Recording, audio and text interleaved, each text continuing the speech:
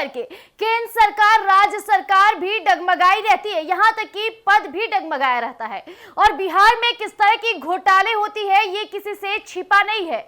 आपको बता दें कि लैंड फॉर जॉब स्कीम में अब फिर से लालू और तेजस्वी घिरने लगे हैं।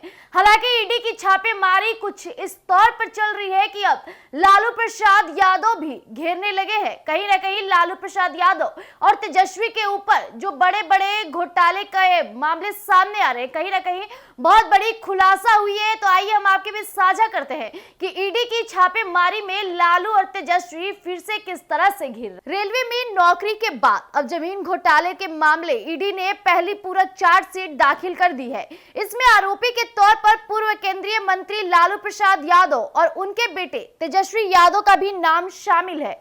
तेजस्वी यादव बिहार के डिप्टी सीएम रह चुके हैं।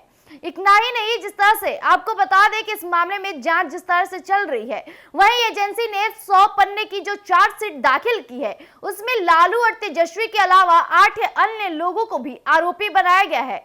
विशेष सरकार वकील मनीष जैन और वकील ईशान बैसला ने बताया कि चार्जशीट के साथ 96 दस्तावेज भी दिए गए हैं और चार्जशीट के आधार पर अब बहस शुरू हो चुकी है, जिसके लिए स्पेशल जज विशाल गोगने ने 13 अगस्त की तारीख तय की है। इससे पहले एजेंसी ने इसी साल जनवरी में चार्जशीट दाखिल की थी। इसमें राबड़ी देवी, मिसा भारती, लालू की अन्य बेटी हेमा यादव और अमित कत्याल के नाम भी शामिल थे। और यही नहीं, रेलवे के पूर्व कर्मचारी हृदयानंद चौधरी का नाम भी चार्जशीट में था।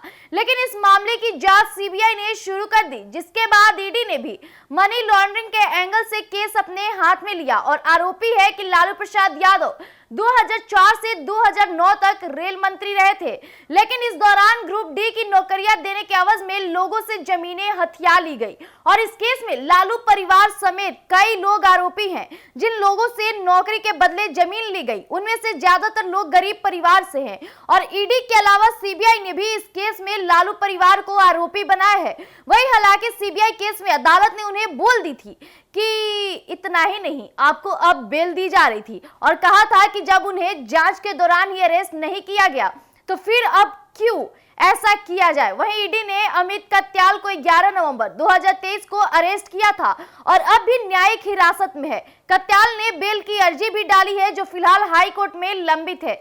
वहीं ट्रायल कोर्ट से अर्जी खारिज हो चुकी है और एजेंसी का दावा है कि नौकरी के बदले जमीन का पूरा खेल एके इन्फो सिस्टम और एबी एक्सपर्ट्स के नाम पर किया गया है। वहीं दावा है कि इन कंपनियों को लालू परिवार को फायदा देने के लिए बनाया गया था। एके इन्फोसिस में 1.89 करोड़ रुपए में 11 जमीन के टुकड़े खरीदे थे। इसके अलावा यह कंपनी ही बाद में महज 1 लाख रुपए में लालू परिवार के सदस्यों के नाम पर ट्रांसफर कर दी गई।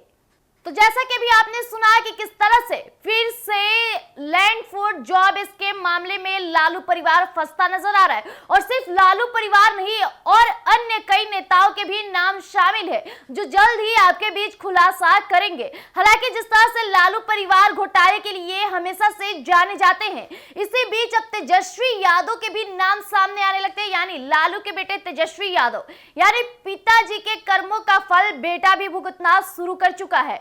जिस तरह से अब लैंड फॉर जॉब स्कीम पर फिर से ईडी कार्रवाई कर रही है और जांच कर रही है, कहीं ना कहीं बड़े बड़े नाम जो शामिल है वो भी आपके बीच जल्द ही खुलासा करेंगे।